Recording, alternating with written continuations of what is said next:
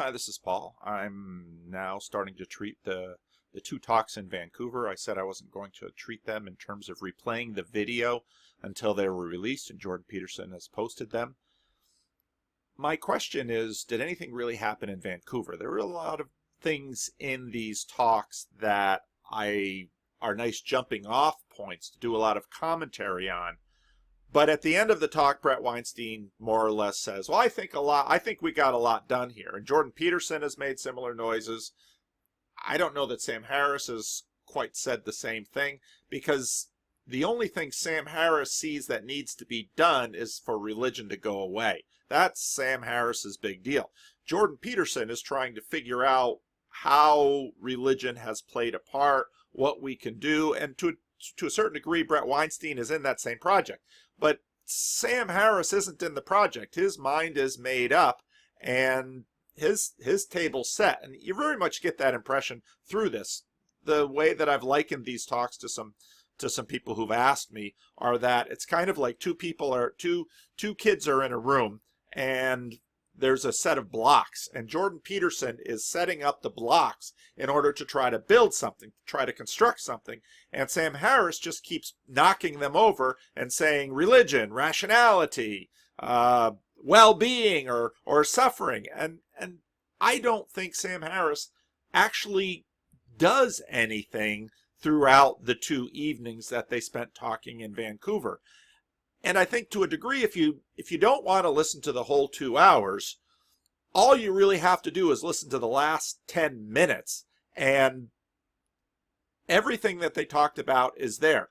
Sam Harris does what he does throughout the entire time, and Jordan Peterson, towards the end here, will give a really nice tiny little summary of everything that he's been doing.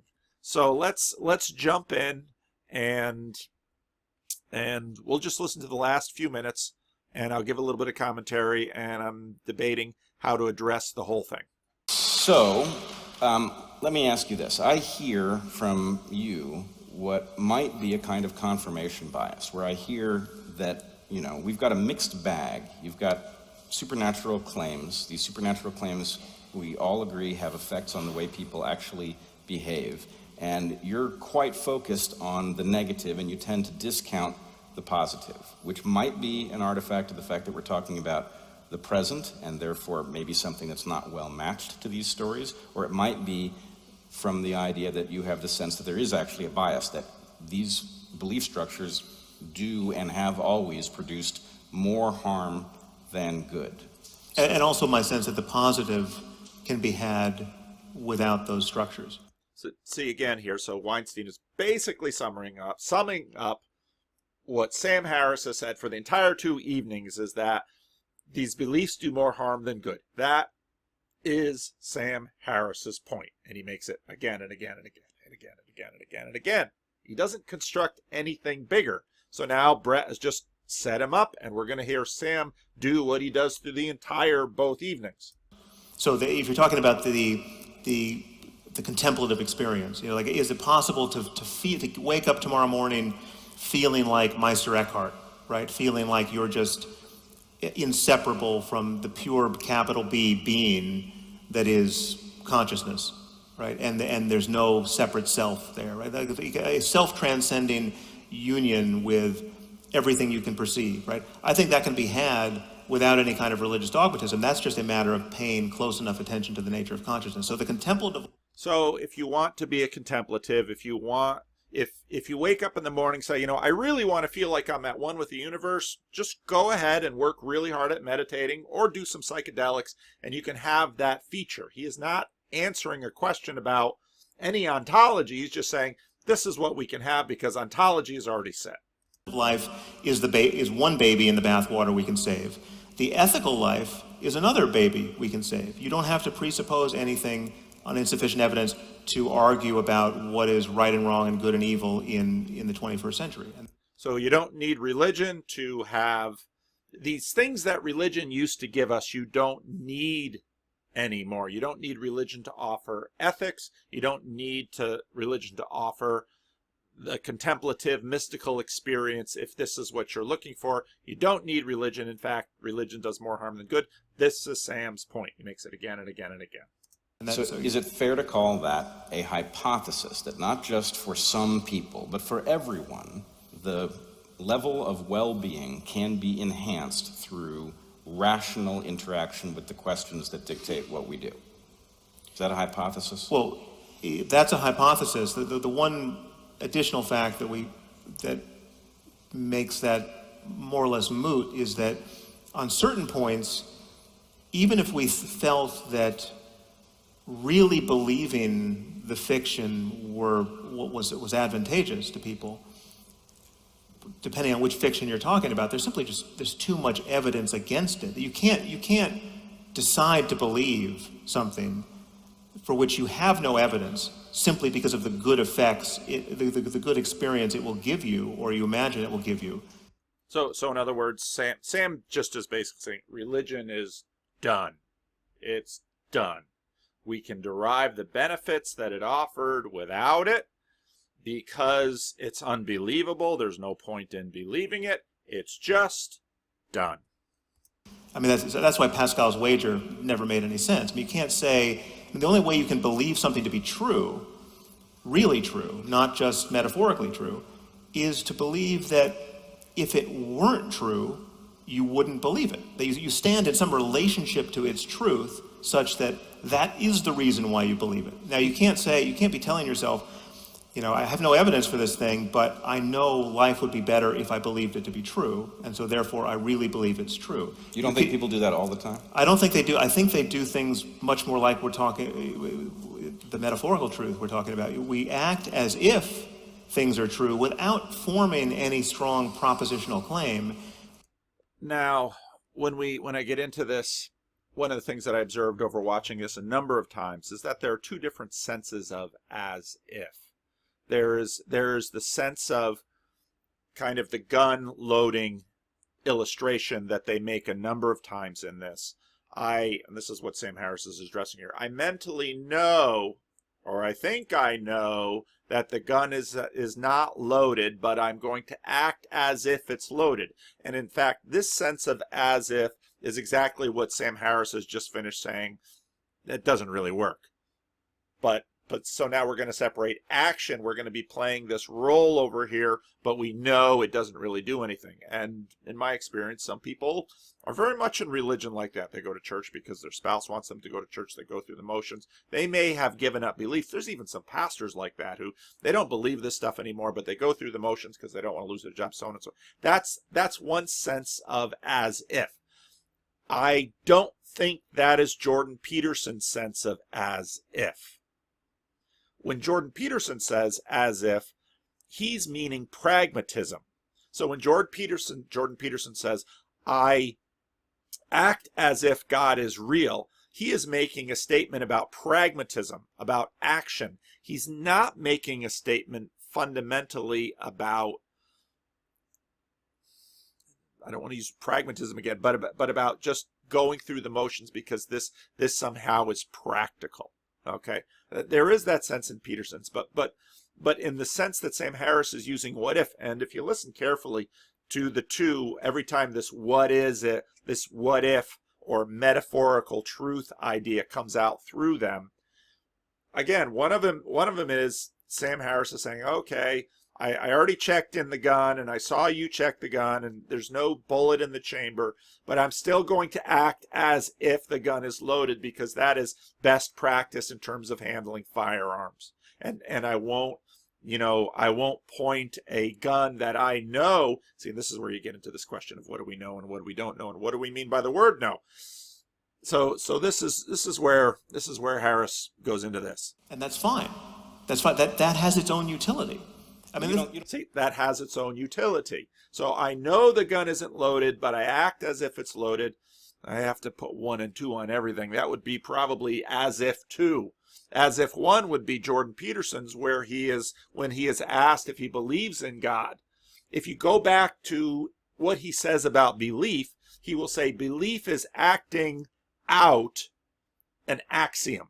So when Jordan Peterson says, I act as if God is real, he's still keeping a little bit of an open agnosticism and an open ontology, but there's quite a bit more robustness to that as if one, versus in a sense as if two of the loaded gun or unloaded gun. You don't think this is basically, I mean, we all suspend disbelief when we go and watch a movie. And that's exactly where Brett is going, because Brett is picking up this fictional as if nature that Harris is talking about, and so Brett goes there. And we sort of entitle the movie maker to set the ground rules of the space, and if it's Harry Potter, then there are magical things that can happen, and if it's some other story, maybe there aren't. So we all have a mechanism whereby we know we can suspend disbelief. And it's interesting to me that you seem not to imagine that people are doing that with respect to metaphysical beliefs that have implications for what the right actions that they should take are. Why wouldn't it be the case that that same sort of mechanism would apply? Well, it does apply, but there are people who are clearly doing much more than that. I mean, so I'm not, if that's all people were doing under the aegis of religion, I wouldn't spend much time worrying about religion. I mean, to some degree, that's what people do, you know, as you say, going into caring about things that at bottom we really shouldn't care about. So the World Cup is on right now, and we you know, literally billions of people care down to their toes what happens to this little ball as it traverses a lawn, right? And if it goes into the net, it really matters. And if it fails to, it really matters. And it always matters if we hit the target, Sam. Now, that is not a throwaway line. Peterson is a psychologist. He is talking about meaning. Now, he's going to qualify it in a moment. But this is something we have manufactured to care about, right? It's something that speaks to us unbelievably. It's quite literally. And back again, this is Peterson. He said, this is something that speaks to us unbelievably deeply. This, when we're playing sports and playing a game, we're not just playing sports. And this is where, I'm already getting worked up. This is going to be longer than I hoped. This is where there's a certain sacramentalism implicit in Jordan Peterson's schema that he lays out, that you might be on the field kicking around this ball, but this means way more than, see, this demythologized, again, if you listen to Node in a Network, this lowest common denominator aspect where Sam Harris just says, we're just kicking a ball. And Peterson saying, no, we're not just kicking a ball. And psychologically, why do we tag these teams by nation? Why do we track them that way? How do these communities invest in these teams? See, this is Peterson's point about all life is religion, because this is how human beings are, and we don't escape it by looking at a two-dimensional flat screen by saying these are people running around kicking a ball. No, Sam, you've not gotten the point over the first two nights at all. And that's why I say, in a sense, right here at the end is the whole thing. A game. This is a game that people are playing, but some people take it taking it further than seems truly rational is part of the fun. But the people who can't turn that off. It's a metaphor. Soccer's a metaphor. Yeah, but they're. And again, my friend over at Node in the Network, he's running through metaphor, and he has some. If you need to fill up a lot of time with some content, he's reading a lot of books in there that are pertinent to this, and that's why I've been following Node in a Network quite carefully in this, because he's been reading William Brake and Northrop Frye and Nietzsche, and he's doing Maps of Meaning on Monday. So I've really been enjoying Node in a Network's site. There are people who the fullback who kicks an own goal and then goes back to his South American village and gets murdered, right? He's surrounded by people who are taking the game too seriously. Yeah, okay, I agree. Yeah. Okay, and right there exactly is, in a sense, where Sam Harris is functioning on two dimensions and Jordan Peterson is functioning in three. Because to follow Sam Harris's analogy, we would have to say soccer should go away. Soccer is immoral because some people take it too far. And what Jordan Peterson's saying, there's a hierarchy of values, that soccer is something permissible, enjoyable, and even, in fact, something that is functionally important for all of us, because soccer isn't just about running around on a field and kicking a ball and having it go into a rectangle. That is not what soccer is. You cannot boil it down to this. Now, Sam Harris might come along and say, well, you can get exercise in other ways. You can go for a run and you can get exercise in other ways. You can get thrills in other ways. You can sit and meditate or take drugs and you get thrills in other ways. But because some people take soccer too far, it's clearly got these negative side effects and we ought to get rid of it. Again, this is the whole talk. Peterson keeps coming back at Harris and saying, but Sam, you only see in, he doesn't say it this way, you only see in two dimensions. You've got to understand, you don't understand what soccer is. And when we say soccer is a religion, we're not merely saying that there are supernatural aspects to it. But I dare bet if there are no atheists in foxholes, or at least that's a cliche, I get it. So if you're an atheist, don't take offense. People pray fervently during the World Cup all over the world. Why? Because they are invested in it. Well, why? Now, you might look at that and say, well, that's irrational. All right, so be a rationality elitist if you want to. People aren't going to stop. And like I said before, Jordan Peterson is setting up blocks and he's trying to build something. Sam Harris just keeps kicking him down. And now he hasn't come out against soccer, but basically what he does through this whole thing is say, people shouldn't play soccer anymore because some people will take it too far. And again, it's kind of like the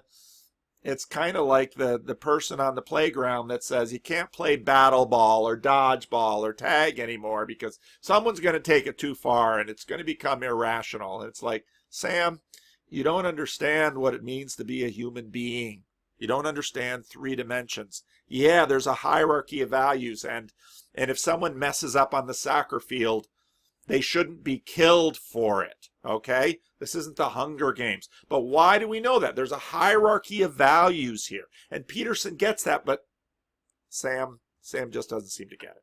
And so my problem with religion is that so much of the time we're meeting those people, and we're not criticizing those people. We have no place to stand to criticize those people. Well, how are you not criticizing them? You've spent 4 hours criticizing them. That's your entire career is criticizing them. What more do you want? That's really the question I have for Sam Harris's project. While Jordan Peterson is trying to set up a schema and try and figure this out, Sam Harris is kind of like a nag. He just keeps complaining. Y'all should stop this. You should stop this. You should stop this. Okay. Should we put it into law? I think Sam Harris would say no, thankfully. But this is where he's treading, okay? And this is why, even though he furiously rejects facile comparisons to atheist communism, there's a reason people go there. Just like, in a sense, there's a reason that religion is abused. People, because we're so attached to the game. Fair enough. Look, why don't we... And Peterson at this point is tired. Fair enough. You know, I almost get the sense from Peterson like I've tried and tried and tried. He's going to try again in Dublin and London, and we'll take a look at those things too. But in terms of Vancouver 1 and Vancouver 2, he's tried and he's tried and he's tried and he's tried. And again, Peterson keeps setting up the blocks and saying, Sam, look how I'm setting this up. Sam just says, boo, no. Okay. Why don't we do this? Why don't we each take 3 minutes to sum up? So I think, yeah, we are there. We are at the end of time. So why don't you each take 3 minutes, sum up, and then we'll call it good. Yep. Okay. Sure. Okay. Sam went last. You want to go okay. first here? Okay. So there's lots of things about which Sam and I agree. Now, when I start treating the whole thing, the first part of the first one, like the first 20 minutes is good, but pay attention to how why it's good, because Peterson is taking Sam and he's not kvetching at every little point. He's just saying, let's build this schema together. Can I show it to you, Sam? Now, in this next little bit, which I think is some of the best little clip of Jordan Peterson, if you can actually, it's like maps of meaning, if you can pick apart all the words, you can figure out exactly what he's saying, and quite frankly, it's brilliant. But the devil's in the details, of course. You know, I'm very sympathetic to his claim that we need to ground our ethical systems in something solid and demonstrable. That's the first point he makes at the beginning of it. My problem is I'm not sure how to do that.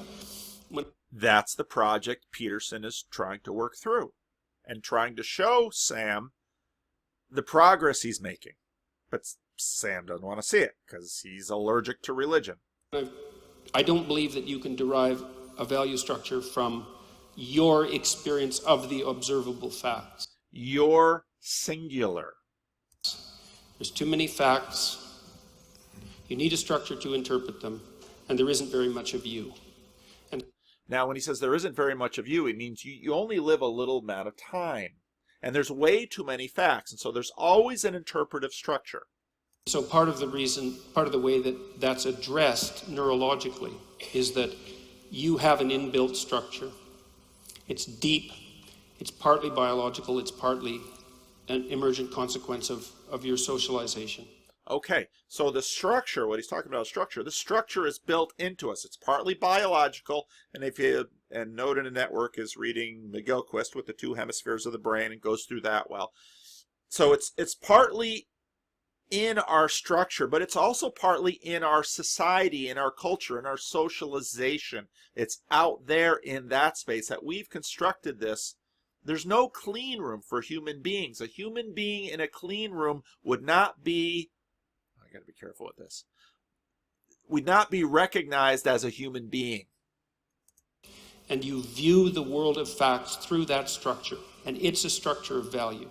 Okay, so this is his main complaint against Harris. You view the world of facts. The monarchical vision is not what you imagine it is because it's already filtered. It's filtered by this structure that you are dependent upon to apprehend these things you're calling facts. Now, that structure of value may be derived from the world of facts over the evolutionary time frame. So we've developed these value systems over the evolutionary time frame. So that's why I said initially, little u is insufficient to actually productively engage this world of this, if imagining the world as a space for objects like Sam Harris does. But it's not derived from the world of facts over the time frame that you inhabit, and it can't be.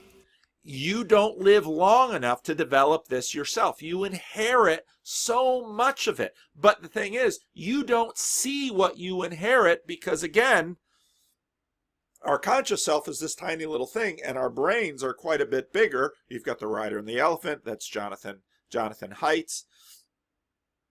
Peterson is just nailing it here. So the problem I have with our discussion so far isn't really any of Sam's fundamental ethical claims, because I do believe he doesn't have a problem with Sam's ethics, partly because he and Sam and you and I share an enormous amount of ethics because of the structure and culture we have inherited. there's a distinction between the hellish life and the heavenly life, say, the life that everyone would agree was absolutely not worth living, and the life we could imagine as good. And that's Sam's framework that we'll go into when we start diving into early Vancouver 1. I do believe that we should be moving from one to the other. The question... Everybody agrees better is better than worse. Okay? Is exactly how is it that we make the decisions that will guide us along that way? And I don't believe we can... How do we make those decisions? We don't even know how we make them. And that's why everyone agrees better is better than worse, but they have very little understanding of where they've gotten these categories from or how to measure them. can make them without that a priori structure. In fact, I think the evidence is absolutely overwhelming that we can't, and I mean also the scientific evidence. So now this a priori structure, and I'm going to have to talk about that because I'll just be honest with you. A priori. When he uses a word like that, a lot of people, because we don't want to look dumb, we just say, oh, yeah, of course. Do you know what he means by a priori? Do you understand what the structure is? Because actually he spent a fair amount of time trying to figure out, that's his goal, is to figure out what exactly this structure is. That's maps of meaning. That's his life work, is to say, what is this structure? The difficulty we have is that we can't see the structure because you need the structure itself to see the structure you're looking for. It'd be like if you're holding a magnifying glass and say, I can't see the magnifying glass because you're looking through it. Well, you can't find it. And C.S. Lewis makes the same point in his book Miracles. We sit here and we don't notice the window pane we're looking through when we're looking down at the shed in the garden. But the window pane is there. And I would like to go further into the devil that's in those details. right. Peterson has been setting up blocks. He's been building something. He's been trying to build something with Sam Harris. He's been trying to build it and say, Sam, what if we put things together this way? What do we learn? And Sam will go a little and will say, religion. Kick it over. I can't accept that. That's religion. Oh, okay, Sam. And what exactly is religion? Well, it's supernatural. It's dogmas that you don't have sufficient evidence for.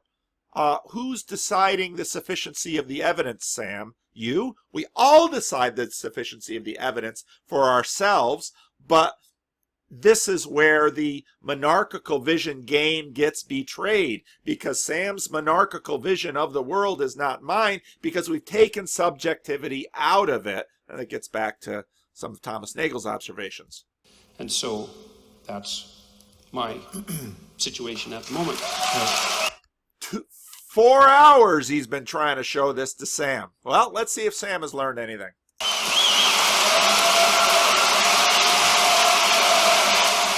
Because that's a really, there's Jordan Peterson's project right boiled down to this tiny little thing. Now, the poor guy's tired at this point, and I think he's frustrated, and you heard that when he was responding to Harris, because Harris just doesn't get it. So, and this in a sense is saying, Sam, you facts, objectivity, you and I, who agree on so much, over 4 hours can't get on the same page.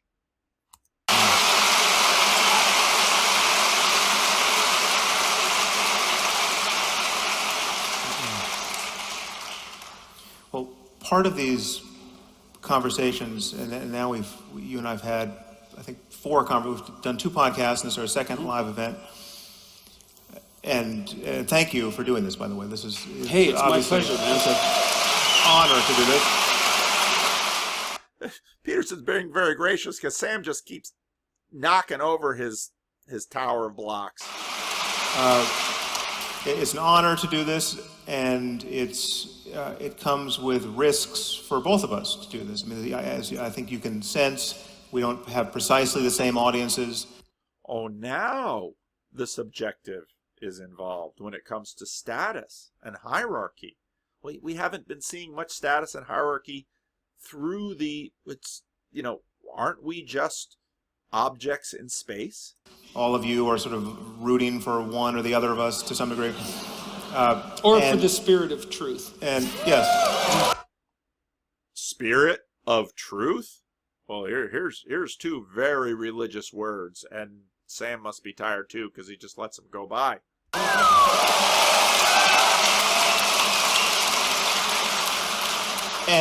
But clearly the conversation is the point, right? This is not, though this conversation has... Tell me, in a world of objects in space, why the conversation is the point.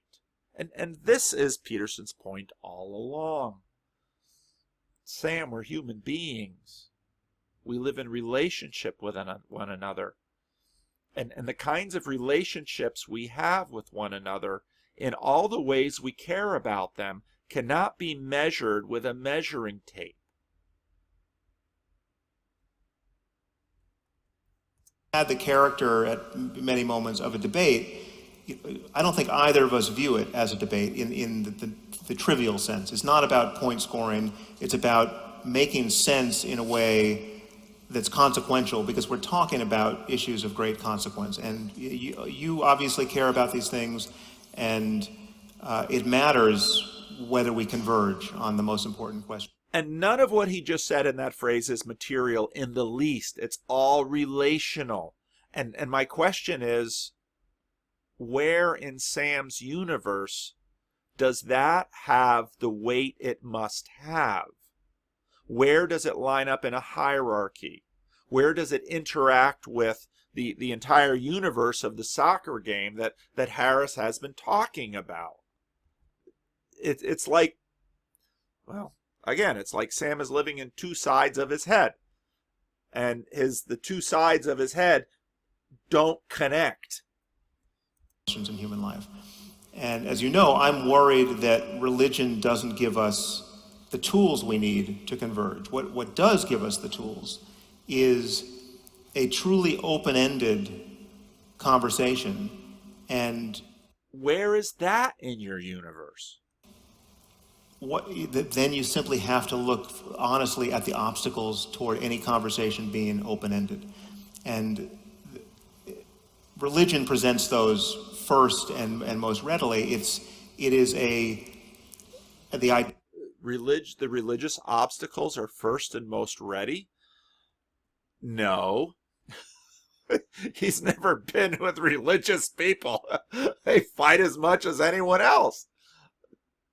It's not the religion that's the obstacle, it's how people are. So take all the religion away from them, and then they'll all imagine there's no religion. Go ahead, John Lennon. It's the most religious song you ever sang. The idea that certain things have been decided for all time, and this is some of what I'll have to get into in the longer videos. No future evidence or argument that is admissible on those points. And I hear that, and I think, and in fact, Weinstein calls him on this earlier, that religions have been updating themselves all the time. And in fact, my argument is often that even those and again, I know lots of religious people. I work in the area of religion. And so there's the progressives and the conservatives. And part of conservatism is to conserve and preserve and not change. But when I tend to look at religious conservatives, I see myriads of ways that they are changing and not paying attention to, because they, in a sense, they've selected some of these dogmas up here. So I've got some sympathy with you there, Sam. But it's just not like you describe it within religion. Now that is clearly bad everywhere in science. It's bad everywhere in And again, I think surely you've read Thomas Kuhn. Science is changing all the time. Now elements of science aren't changing, but you got Rupert Sheldrake saying there's offices that regulate the constants, and Rupert rightly says, why would you need an office to regulate constants? Can't you just write them down once and for all? How we renegotiate our proximity to one another in society. New laws and new ideas are born all the time about how to structure institutions and social relationships, because and religions, what happens in religion is that religions are always trying to navigate the interchange between that which must be preserved and that which must change. And they're doing so with intentional, very long conversations. And again, this is my critique of Peterson. These conversations are not just held in books and in words, they're embodied in practice. And so in a sense, if you say, well, I live as if there's a God, and your life doesn't look any different from Sam Harris's, well, at this point, you should employ the tools, though a lot of the wonderful tools and observations that Jordan Peterson is giving us, and say, okay, what does that mean? if I live there as if there's a God, but I live exactly identical to Sam Harris or Matt Dillahunty. We have functionally the same ethic. And now Jordan Peterson will say, well, that's because they're functionally religious. And I think Peterson's right. But in a sense, you might say to Peterson, why was it important that ancient people didn't just think about sacrifice, but they acted it out? Well, how do people today act out sacrifice? By delaying gratification. That's how they act out sacrifice. Okay. How does this work? New things happen. I mean, we didn't have an internet, and then we did. So our old laws and our old expectations of human communication simply don't work in the presence of this new thing, right? So we have to figure out, again, it's a navigation problem. It's way more than a navigation problem, which you've been saying the whole time. But again, okay, so you have the internet, and that's a new thing. Guess who's not using the internet? Probably. We can ask, the Amish. Okay, so what you tend to have with religion is you have all of these little experiments going on all the time. So the Amish, they're staying away from technology, but you'll notice there's sometimes a phone in the barn, and they're making all kinds of accommodations. And for a while ago, there was a TV show that showed the this little period of time that Amish youth could leave the community and live out in the world and decide whether or not they wanted to live in the community.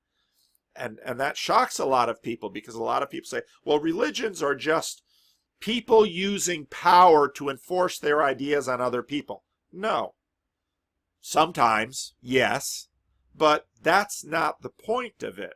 Religion is actually a way by which communities, often in conversation with lots of other communities, are not only thinking about the way the world is, but they're acting it out.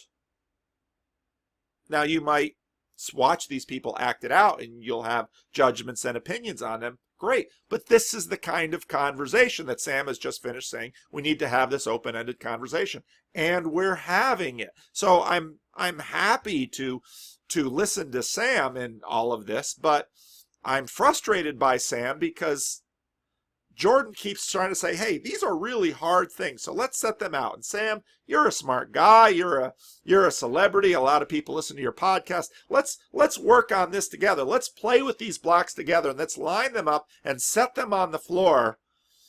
And so Jordan does that for a few minutes, and Sam just pushes him away and says, religion, that's not rational.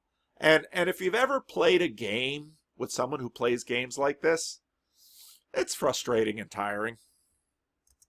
And what I'm perpetually in contest with, even in conversations like this, is the sense that the rules need to change just a little bit for this class of books. I mean, literally, this side of the bookstore, right? There's like any other part of the bookstore will then... And that is so naive. You don't think religion isn't under the other half of the bookstore? If you go to Calvin College, their entire curriculum is built around trying to discern culture. This is what we do. And to Sam Harris, this is new. And I would have to argue, if this is the education you're giving people, well, Peterson may be right. It's a crappy education. How do we discern? There's no barrier to honest conversation. But you move over here, you got this shelf of books, there you have to hold your tongue. Okay, what barriers to honest conversation have they been doing? Go ahead and watch Dillahunty and Jordan Peterson. There's so much embedded. Peterson gets this into his classroom. He said, if someone would act in a certain way in this room, everything would change. Why doesn't someone stand up in that crowded theater and yell fire? It's just a word. He could yell fur, and it would be totally different. He could yell for, and it would be totally different. He could yell goal, and it would be totally different. But if he'd yell fire, well, they could be subject to arrest. Why? What's beneath this system? There's no fire in the theater. All they've done is move some air in an incredibly tiny way that everyone in the theater would know. This is not a space for objects. There are objects, there is space, but the entire setting up the theater was a forum for action. And in fact, the actions are incredibly nuanced and tiny and minute. And in fact, Sam is so deeply embedded in it, he can't see it. And Jordan Peterson has just spent 4 hours, and Brett Weinstein too, quite frankly, 4 hours trying to get Sam to see it. And no. Right there, we can't pick and choose. We can't say that, while we can say that Shakespeare wrote some fantastic plays, the best plays ever written, and some are actually not that good, right? We can't say that about God, right? We have to find... You do all the time. Find some tortured way to make the most of his diabolical utterances. You just did. You know, if someone would say Sam Harris needs to be charged with blasphemy. Now, this is where I said I've been thoroughly secularized. I'd say no. I'd rather sit down with Sam Harris and have him say anything he wants about religion, and I'll listen, and we'll talk. Now, Sam would say, well, that's because I've been secularized. And yeah, to a degree, you're right. But even secularization, I would argue, is a product of Christianity.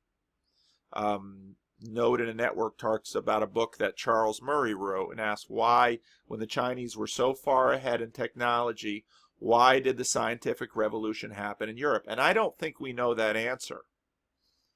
But I think it has something to do with this passage, of a lot of which Charles Taylor writes about in A Secular Age, this passage that we have undergone to the place where so much of what Judaism and Christianity have taught has been embedded in our structures, has been socialized into us, that we can in fact have this conversation. And that is why we are having this conversations in countries that are either post-Christian or just in this new phase of Christianity that we haven't fully understood. Now, I ought to be careful with that phrase, a new phase of Christianity. I'm using that deliberately and a little bit lightly, because I would argue the shape of the Western world is a function of Christianity. And this is the way in which Jordan Peterson keeps telling Sam Harris, you act like a Christian. Well, what do you mean? Because, you know, this way that we can't act in other places of the world, we can act in them here. Why?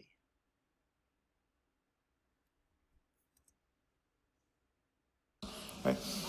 That's the thing we have to outgrow. And so what I'm continually in tension with you is the degree to which your style of talking about religion and the power of narrative and the meaning derived from it elides that point and seems to let people off the hook on that very point. And that's where we need to hold the line, in my view. We need to hold the line. What is that, Sam? You know, earlier in the thing, they're going to do a lot of talking about stories. Sam keeps telling stories, and this is Peterson keeps coming to him and saying, you keep telling stories because you can't talk about this stuff without using metaphor. Hold the line. Well, what does that mean? Is that a military reference? When you had all of your soldiers, you need to hold the line. Is it a football reference? Or did the football reference come from the military reference? I mean, this is the point, Sam. It's all baked in, and you can't seem to see it. And Peterson keeps trying to set up the blocks and saying, okay, let's see what we can learn together. Let's work on this together, and let's take your critique of religion and let's test it, and let's see what I've learned and let's test it. And Sam just keeps, no, religion. Sure.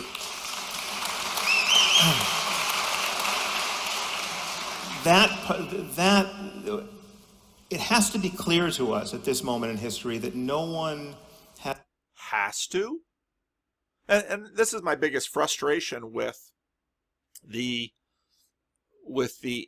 secular agenda of morality, is that they where do you get the ought? Why must I?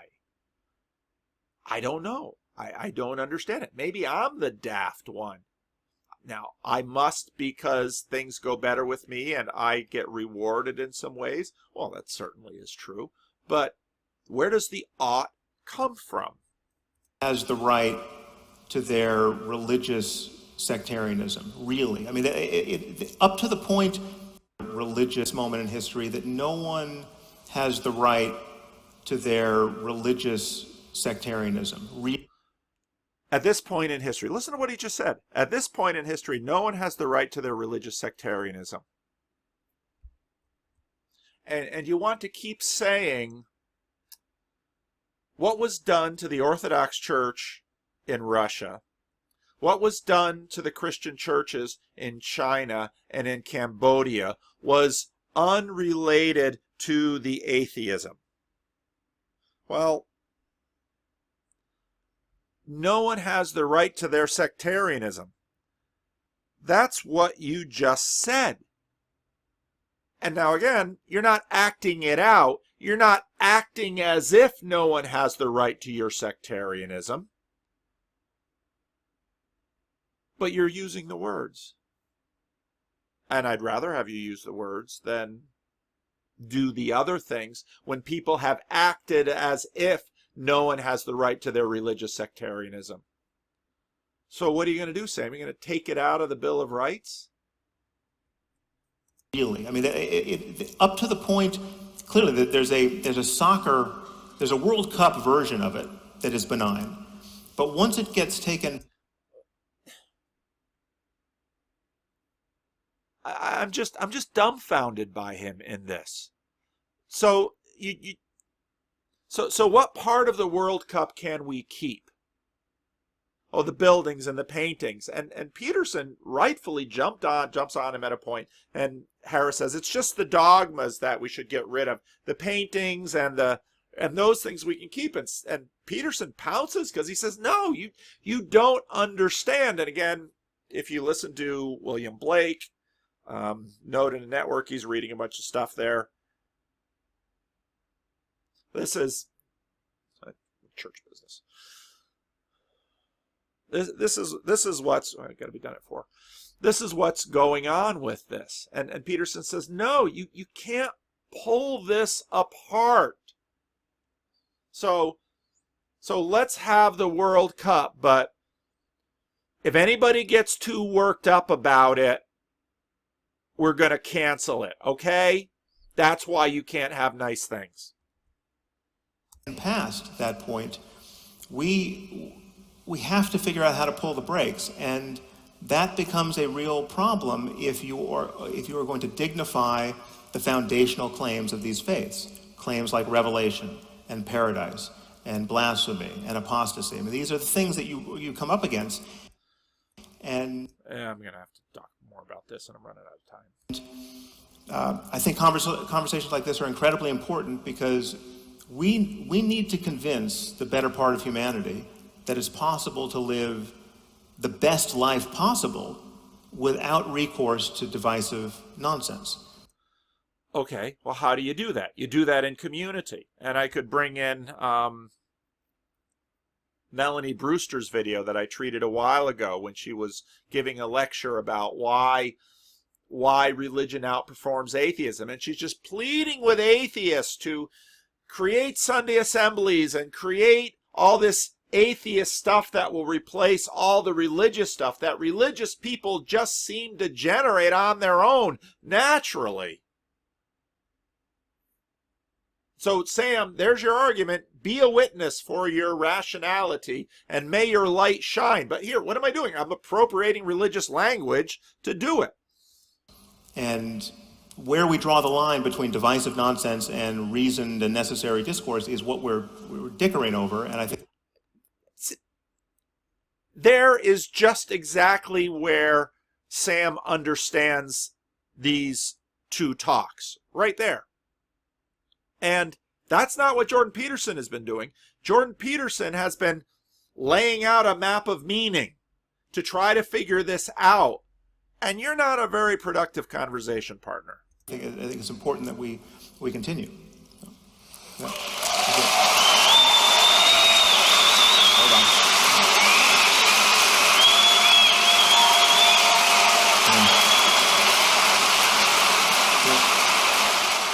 I don't know why you clap for that.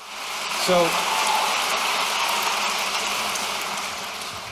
in closing, let me say, first of all, I'm tremendously honored that you asked me to moderate these debates.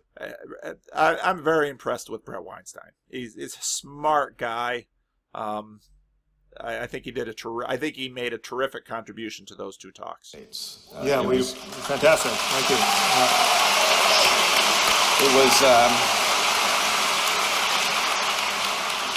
It was a truly remarkable experience. As for what was accomplished, I think it was a tremendous amount. I saw and that's where I disagree. Both of you move. I saw both of you exhibit tremendous generosity of spirit towards the other. That they did. They acted well. And I think this has exceeded my expectations of what might have been possible in these discussions by quite a bit. And that also, I will say, has a lot to do with the fact that for reasons I think none of us can explain, a huge amount of people, a huge population seems to care about these issues.